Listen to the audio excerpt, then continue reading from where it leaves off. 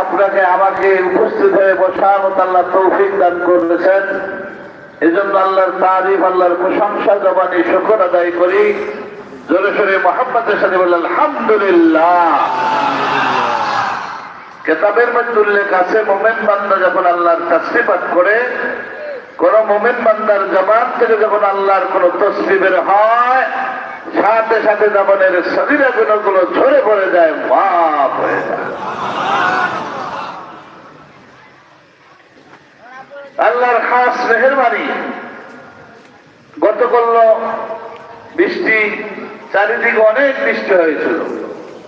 অনেকে মোবাইল করেছে এই আমতলী থেকে যে আমাদের বাতাস আছে, বৃষ্টিও আছে। এই বদরপুর থেকে আজকে বাঘেগঞ্জ থেকে নির্দেশিতে কঠিন অবস্থা, এখানে আমাদের কি অবস্থা। আল্লাহর খাস মেহেরবানিতে, আল্লাহর খাস দয়ায় আমরা সুন্দরভাবে